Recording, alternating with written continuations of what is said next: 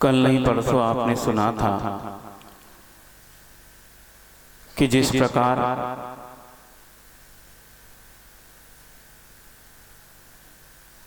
मिट्टी इत्यादि के कारण जो पानी मैला हो गया है, उस पानी को हम फिटकरी घुमाकर उसका जो मैल है वह उपशमित कर देते हैं, अर्थात वह नीचे बैठ जाता है और पानी एकदम निर्मल स्वच्छ आपको ऊपर बर्तन में दिखने लगता है। इसे आचार्यों ने औपशमिक सम्यक दर्शन की उपमा दी है कि इसी प्रकार औपशमिक सम्यक दर्शन होता है जो सम्यक दर्शन के प्रतिपक्ष भूत जो कर्म हैं उनका सत्ता में ही उपशमित करके उसे रख देता है, उदय के अयोग्य बना देता है। अब जो सुधी श्रावक है उन्होंने उस जल को फिटकरी के माध्यम से उसका जो मैलापन तो नीचे बिठा दिया है, लेकिन अब उस पानी को जब काम में लेना है तो क्या करते हैं, उसी में जो है एक लोटा डालकर उसमें से पानी निकालते हैं। क्या करते हैं? यदि मान लो जो पानी, जिस पानी में मिट्टी और मैल नीचे बैठ गया है और उसी में से पानी निकालना है और कोई बर्तन डाल के पानी निकालेंगे तो नीचे बैठा मैल वापस ऊपर आ जाएगा और पानी फिर से गंदा हो जाएगा। तो आप उसको क्या करते हैं, बहुत ही सावधानी से उसको बिना हिलाए उस बर्तन में से दूसरे बर्तन में उसको निथार लेते। क्या बोलते हैं आप लोग? निथारना बोलते हैं। उस पानी को दूसरी बर्तन में आप बहुत सावधानी से बिना हिलाए निकाल लेते हैं और कब तक निकालते, जब तक वह मैल वाली सतह नहीं आ जाती तब तक उसका पानी निकालते हैं और जैसे वो आने लगता है छोड़ देते हैं। अब वह जो दूसरे बर्तन में जो पानी आया है, अब उसको आप देखिए, कांच के बर्तन में आप देखना, उसमें मैल का एक भी कण नहीं है, न उसकी तलहटी में है, न उसके मध्य में है और न ही उसके ऊपर है। बिल्कुल कंचन नीर जिसको बोलते हैं, साफ शुद्ध हो गया है। उसमें अब किसी प्रकार का कोई बुरा तत्व या उसके विपरीत तत्व नहीं है। इस स्थिति को आचार्य परमेष्टि ने क्षायिक सम्यक दर्शन की उपमा दी है। क्षायिक सम्यक दर्शन उसे कहते हैं जो प्रतिपक्ष भूत जो कर्म है, अनंतानुबंधी क्रोध मान माया लोग जो सम्यक दर्शन का नाश करने वाली है। यद्यपि यह अनंतानुबंधी जो कषाय है वो कषाय को चारित्र का नाश करने वाला माना गया है। मोहिनी कर्म के दो भेद आचार्यों ने दर्शन मोहिनी और चारित्र मोहिनी के रूप में कहे गए हैं। दर्शन मोहिनी अर्थात सम्यक दर्शन का घात करने वाली और चारित्र मोहिनी अर्थात सम्यक चारित्र का घात करने वाली। तो अनंतानुबंधी भी जो कषाय है उसे चारित्र का घात करने वाला होना था, लेकिन आचार्य कहते हैं वो सम्यक दर्शन का भी घात कर देती है। वो दो प्रकार से काम करती है, इसीलिए इसको दो मुखी बोला है। और सम्यक दर्शन की भूमिका में अनंतानुबंधी कषाय को हटाना बहुत आवश्यक है, इसके बिना सम्यक दर्शन प्राप्त नहीं हो सकता। तो वो जो क्षायिक सम्यक दर्शन प्राप्त करने वाला प्राणी है वह अनंतानुबंधी की चार और सम्यक मिथ्या, सम्यक प्रकृति और मिथ्यात्व, इन तीन को पूर्ण रूप से नष्ट कर देता है। तब कहीं जाकर क्षायिक सम्यक दर्शन उत्पन्न होता है। एक क्षायिक सम्यक दर्शन ऐसा सम्यक दर्शन है, आचार्यों ने इसका वर्णन किया है कि तीन लोक में कितना भी बड़ा उत्पात मच जाए, ये तीन लोग उल्टा पुल्टा भी क्यों न हो जाए, लेकिन क्षायिक सम्यक दृष्टि जो है उसके मन में कोई क्षोभ या आश्चर्य उत्पन्न नहीं होता है। क्यों नहीं होता है? क्योंकि वो उत्पन्न करने वाली जो सम्यक प्रकृति है वो अब उसके उदय में नहीं है, वो सत्ता में भी नहीं है, पूर्ण रूप से नष्ट हो गई है। इसलिए ऐसा क्षायिक सम्यक दर्शन होता है कि जैसे वज्र का, वज्र समझते आप?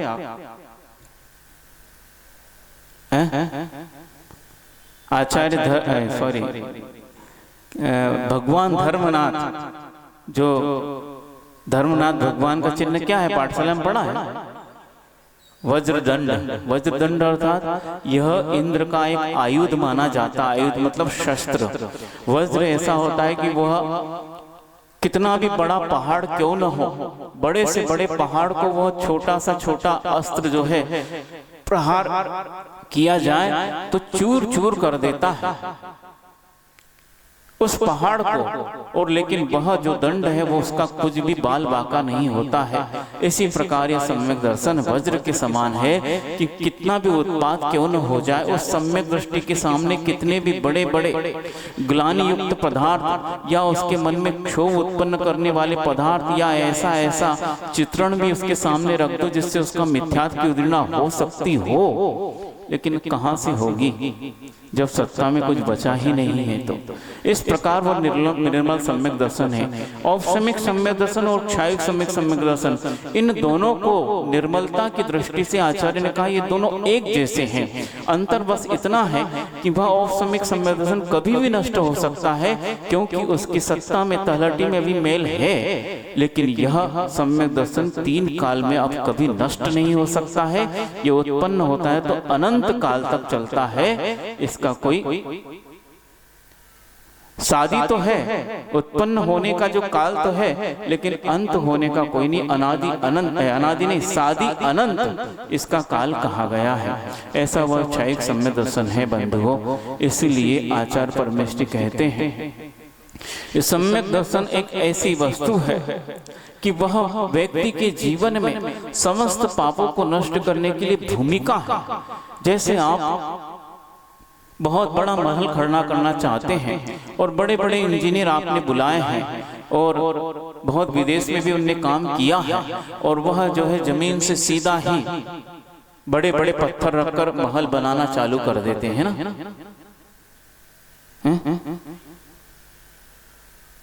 तो जमीन पे पत्थर रख के महल नहीं बनेगा क्या? क्या करना पड़ेगा?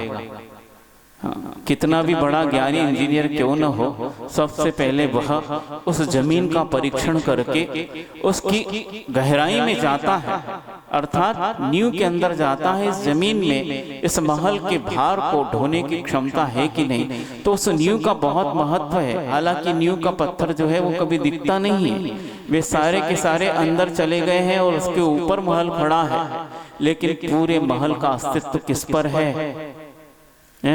वो शिखर जो ऊपर बैठकर इतरा रहा है कि मैं बहुत ऊंचाई पर पहुंच गया हूं और यहां से पूरी दुनिया का दृश्य देख सकता हूं, लेकिन उसका अस्तित्व किस पर टिका है? नींव के ऊपर टिका है। यदि नींव हिल गई तो शिखर महाराज, शिखर चंद जी नीचे आ जाएंगे। किसी का नाम भी होता ना शिखर चंद, कहाँ आ जाएंगे? धराशायी हो जाएंगे, क्योंकि नींव हिल गई है। इसी प्रकार यह सम्यक दर्शन नींव का काम करता है। उसके आधार पर सम्यक ज्ञान और सम्यक चारित्र का जो महल टिका हुआ है, इस सम्यक दर्शन की नींव पर ही है। ऐसा हिल गया तो वह ज्ञान और चारित्र का महल जो है ढह जाएगा, समाप्त हो सकता है। इसीलिए और ये क्षायिक सम्यक दर्शन किसको प्राप्त हो सकता है बंधुओं? हाँ, अब आपका नंबर आने वाला है, आप में हम सब आ जाते हैं कि औपशमिक सम्यक दर्शन, क्षायोपशमिक सम्यक दर्शन, इसको किसी भी गति के जीव प्राप्त कर सकते हैं, इसमें कोई बाधा नहीं है। नारकी जीव भी इसको प्राप्त कर सकता है, भले कितने भी दुख में क्यों न हो, या कितने भी सुख में देव हैं वो भी इसको प्राप्त कर सकते हैं। तिर्यंच गति के जीव भी प्राप्त कर सकते हैं, मनुष्य तो प्राप्त करते ही हैं। लेकिन क्षायिक सम्यक एक दर्शन एक ऐसा सम्यक दर्शन है जिसको केवल मनुष्य ही प्राप्त कर सकते हैं। और कौन से मनुष्य? संगी पंचेंद्री तो होंगे ही, मनुष्य संगी पंचेंद्री ही होता है।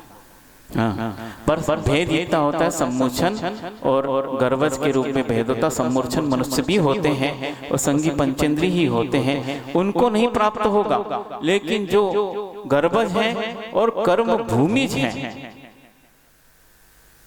जो कर्म भूमि में उत्पन्न हुए हैं वे ही मनुष्य। और कर्म भूमि कहां पर है? आपके तो क्षेत्र में है ही। पूरे 2.5 द्वीप में जो मतलब जम्बू द्वीप है, उसके बाद लवण समुद्र है, और उसके बाद जो है क्या है, धातकी खंड है, उसके बाद कालोदधी समुद्र है, और उसके बाद पुष्करवर द्वीप है। लेकिन उस पुष्करवर द्वीप का आधा भाग लेना, इस प्रकार जम्बू द्वीप पूरा, धातकी खंड पूरा, और पुष्करवर द्वीप जो है वो आधा, इस प्रकार ये 2.5 द्वीप हो जाते हैं। अपन 2.5 द्वीप कहते हैं, लेकिन 2 समुद्र इसमें बीच में और हैं। हाँ, वो 2 समुद्र को कोई क्या नहीं कहता, अड्डा ही जी 2 समुद्र देश, इस प्रकार प्रतिकरण में पाठ आता है कि 2.5 द्वीप और 2 समुद्र। इसमें क्योंकि यहाँ समुद्रों में भी मनुष्य नहीं होते हैं, कुभो भूमि की अपेक्षा भले आवास बने हैं, पर वहां मनुष्य उत्पन्न नहीं हो रहे हैं। लेकिन किन्हीं मुनिराज को मान लो वहां पर तपस्या कर रहे हैं, और किसी वैर के द्वारा किसी देव इत्यादि ने उन मुनिराज को उठाकर उस समुद्र में फेंक दिया, और मुनिराज जो है बिल्कुल विचलित नहीं हुए हैं और अपनी तपस्या में लीन है। तो आचार्य कहते हैं कि उनको उसी समुद्र में फेंका, और वहीं से उनको मोक्ष हो सकता है। इसीलिए द्वीप समुद्र से मोक्ष जाने वाले भी बहुत से मुनिराज हैं, इसलिए इस 2.5 द्वीप को और 2 समुद्र को गिनते हैं। तो कर्म भूमि में उत्पन्न होने वाला जो मनुष्य है, और संगी पंचेंद्री तो होता ही मनुष्य, कर्म भूमि में उत्पन्न होने वाला मनुष्य वह क्षयिक सम्यक दर्शन को प्राप्त कर सकता है, अर्थात उसकी स्थापना कर सकता है। लेकिन कहाँ पर? अपने घर में बैठ के दुकान चलाते चलाते। क्यों? ग्राहक पे श्रद्धा नहीं होता तुम लोगों को? क्षयिक सम्यक दर्शन होता है ग्राहक पे, और उसकी जेब देख लो तो और प्रगाढ़ सम्यक दर्शन, मतलब जेब मतलब अच्छी भरी हुई है नोटों से। फिर देखो आप कितनी भक्ति से उसका क्या करते हैं, सम्मान गुणानुवाद नहीं करते। चाय नाश्ता, अपने घर में मेहमान आ जाए उसको चाय नाश्ता नहीं पूछेंगे, और पूछेंगे क्या, शायद करके ही आए होंगे, क्योंकि उनसे तो कुछ मिलेगा नहीं। अब ग्राहक आया है और उससे बहुत कुछ मिलना है, तो उसकी सारी व्यवस्था करते हैं। भले ही ग्राहक आपको बाद में कल्टी मार जाए, समझ में नहीं आया सामान और चलता बने, वो भी चतुर हो गए हैं। तो वहां पर घर में बैठ के हो सकता है क्या? कंडीशन है श्रुत केवली अथवा केवली भगवान, चाहे वह सामान्य केवली हो चाहे तीर्थंकर केवली हो। श्रुत केवली और केवली ऐसे 2 व्यक्तित्व है, उनके ही चरणों में बैठकर और उनकी भक्ति, केवल बैठना नहीं, उनकी भक्ति, उनके प्रति जो विशेष आदर भाव है, उसके माध्यम से उस व्यक्ति को क्षयिक सम्यक दर्शन की उपलब्धि हो सकती है।